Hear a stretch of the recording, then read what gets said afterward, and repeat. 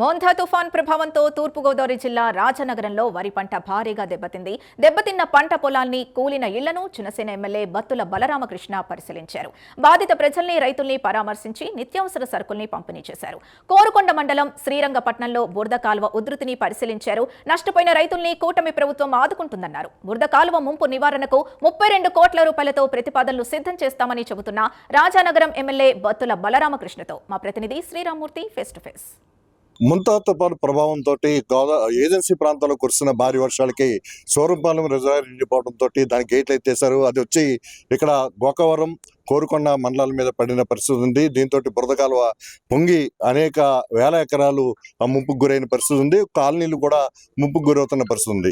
ఈ నేపథ్యంలో రాజనగరం ఎమ్మెల్యే బత్తుల బలరామకృష్ణ మొత్తం ముంపుకు గురైన ప్రాంతాలన్నింటినీ కూడా పరిశీలిస్తున్నారు. అలాగే రైతులని కూడా పరామర్శించి జరిగిన నష్టాన్ని కూడా అడిగి తెలుసుకుంటున్న పరిస్థితి ఉంది. ఇప్పుడు మనం శ్రీరంగపట్నంలో ఉన్నాం. శ్రీరంగపట్నంలో ఇక్కడ బురద కాలువ పొంగి ప్రవహిస్తున్న నేపథ్యంలో ఇక్కడ ఎలాంటి కాలనీలో కూడా వరద నీరు వెళ్ళిన పరిస్థితి ఈ రాత్రి అంతా కూడా కొనసాగే పరిస్థితి ఉంది. అయితే ఇసుక బస్తాలు వేసి కాలనీలోకి వెళ్లకుండా జాగ్రత్తలు చర్యలు తీసుకున్నారు. అయితే అనేక ప్రాంతాల్లో పర్యటించి వస్తున్న ఎమ్మెల్యే బత్తుల బలరామకృష్ణ మనతో ఉన్నారు. చెప్పండి, ఏదైతే ముంతా తుఫాను ప్రభావం రాజనగరం నియోజకవర్గంలో వ్యవసాయానికి ఎంత దెబ్బ తగిలింది, ఇప్పుడు ఈ సూరంపాలెం రిజర్వాయర్ వల్ల వస్తున్న ఈ బురద కాలువకి ఎలాంటి పరిష్కారం చూపిస్తున్నారు? ఈ యొక్క ముంతా తుఫాను వల్ల సుమారుగా ఈ యొక్క పంట భూములు, ఈ వరిచేను కోతకు వచ్చినటువంటి వరిచేలన్నీ చాలా నేలమట్టం అయినటువంటి భూములు ఎక్కువ ఉన్నాయి.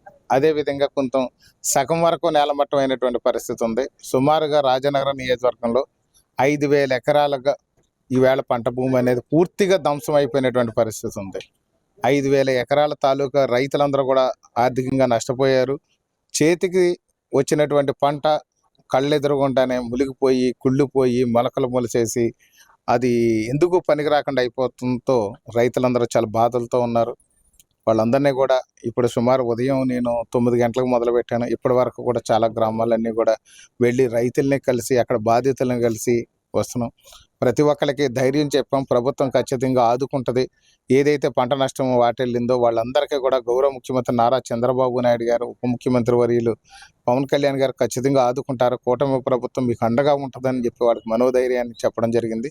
అదేవిధంగా చూస్తే ఇప్పుడు కొన్ని గ్రామాల్లో ఇళ్ళు కూడా పడిపోవడం జరిగింది. వాళ్ళందరికీ కూడా సంబంధిత అధికారులు, నేను వెళ్ళి ప్రత్యేకించి వాళ్ళందరికీ కూడా ధైర్యాన్ని చెప్పి పునరావాస కేంద్రాలకు వాళ్ళని తరలించి వాళ్ళకి కావాల్సినటువంటి సరుకులు కూడా అందజేయడం జరిగింది. వాళ్ళకి ప్రత్యేకమైన ఏర్పాట్లు కూడా చేయడం జరిగింది. ఇప్పుడు ఇక్కడ శ్రీరంగపట్నంలో ఉన్నాం. శ్రీరంగపట్నంలో ఈ సూరంపాలెం రిజర్వాయర్ ముఖ్యంగా చూస్తే అది కావాలి అని అనుకున్నప్పుడు మాత్రం, రైతులకి సాగునీరు కావాలనుకున్నప్పుడు మాత్రం ఒక చుక్కరాదు. కానీ అక్కడ ఏజెన్సీలు వర్షాలు విస్తారంగా కురిసినప్పుడు మాత్రం ఎక్సెస్ వాటర్ అంతా సూరంపాలెం రిజర్వాయర్ మీదకి వెళ్ళిపోయినప్పుడు అది మాత్రం ఆ ఎక్సెస్ వాటర్ ఈ మనకి శ్రీరంగపట్నం గ్రామాన్ని పలుమార్లు ముంచేస్తూ ఉంటుంది. లాస్ట్ ఇయర్ 32 టైమ్స్ ఇక్కడికి ఫ్లడ్స్ రావడం జరిగింది. 32 టైమ్స్ కూడా అధికార యంత్రాంగం కూడా సమర్థవంతంగా ప్రజలకు ఏ ఇబ్బంది లేకుండా కూడా చేయగలిగాం. అప్పుడు మనం చూస్తే పునరావాస కేంద్రాలు కూడా ఏర్పాటు చేసి వాళ్ళకి అన్ని సదుపాయాలు కూడా ఏర్పాటు చేస్తాం. ఇది ఇలాంటి పరిష్కారం అంటే 32 ఏళ్ళుగా 32 సార్లు వరద వస్తుంది. ఇక్కడ చెరువు కూడా నిండిపోతుంది, కాలనీలోకి వస్తుంది. దీనికి శాశ్వత పరిష్కారం లేదంటారా? ఎట్లా చేయాలి? ఖచ్చితంగా దీనికి శాశ్వత పరిష్కారం కనుగొన్నాం. గత పాలకుల నిర్లక్ష్యం వల్ల ఇక్కడ దీనికి శాశ్వత పరిష్కారం అనేది జరగలేదు. కానీ ఇప్పుడు 32 కోట్ల రూపాయలతో పూర్తి స్థాయిలో దీన్ని ఒక డ్రైన్ అనేది ఒకటి ఏర్పాటు చేసి తొలిగడ్డలో కలిపే విధంగా నేను చర్యలు తీసుకుని ఒక డిపిఆర్ తయారు చేసి గౌరవ ముఖ్యమంత్రి శ్రీ నారా చంద్రబాబు నాయుడు గారికి, గౌరవ ఉప ముఖ్యమంత్రి వర్యులు శ్రీ కొండదెల పవన్ కళ్యాణ్ గారికి, ఇరిగేషన్ శాఖ మార్చులు నిమ్మల రామానాయుడు గారికి, డిస్ట్రిక్ట్ కలెక్టర్ అండ్ మేజిస్ట్రేట్ వారికి కూడా నేను సమర్పించడం జరిగింది. వారందరూ కూడా ప్రాసెస్లో పెట్టారు.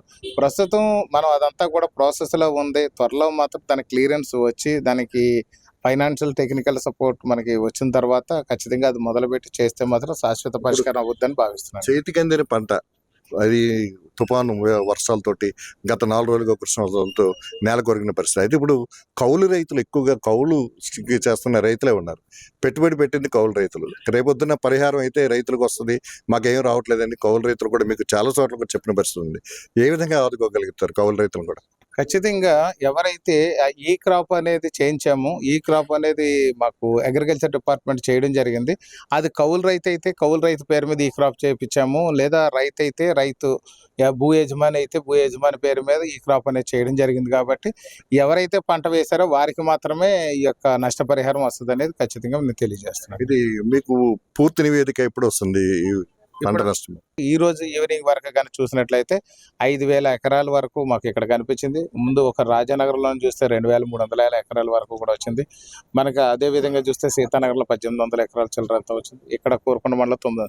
కానీ ఇది పెరిగేది ఉంది. ఖచ్చితమైన నివేదిక రేపు ఈవినింగ్ కల్లా కూడా నేను కూడా నా తరపు నుంచి గౌరవ ముఖ్యమంత్రి నారా చంద్రబాబు నాయుడు గారికి, ఉప ముఖ్యమంత్రి కొణిదెల పవన్ కళ్యాణ్ గారికి కూడా పూర్తి స్థాయిలో ఇక్కడ రికార్డెడ్గా ప్రతి ఎకరానికి కూడా నష్టపరిహారం అందే విధంగా చర్యలు తీసుకుంటాం. ప్రతి ఎకరాన్ని క్యాలిక్యులేట్ చేస్తాం. పార్టీలకు అతీతంగా, కులాలకు అతీతంగా, మతాలకు అతీతంగా అన్నదాతకి అండగా ఏ ఒక్క 10 సెంట్లలో పంట నష్టం వాటిల్లో ఖచ్చితంగా దానికి నష్టపరిహారం వచ్చే విధంగా మేము చర్యలు తీసుకుంటాం. దానికి ఖచ్చితంగా నష్టం వచ్చే విధంగా గౌరవ ముఖ్యమంత్రి గారితో, అలాగే గౌరవ ఉప ముఖ్యమంత్రి వారితో కూడా నేను మాట్లాడి వీళ్ళ నష్టపరిహారం క్లియర్ అయ్యే విధంగా చూస్తాం. పునరావాస కేంద్రంలో బాధితులకి మీరేమి సహాయం అందిస్తున్నారు?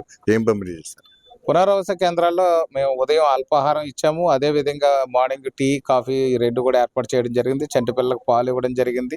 అలాగే 11 గంటలకు మరొకసారి టీ ఇవ్వడం జరిగింది. మధ్యాహ్నం భోజనం ఒక కర్రీ, అదేవిధంగా ఒక సాంబారు, పెరుగు వేసి భోజనం పెట్టడం జరిగింది. అలాగే 4 గంటలకు మరోసారి టీ ఇచ్చాం. సాయంకాలం కూడా భోజనం అలాగే ఏర్పాటు చేసాం.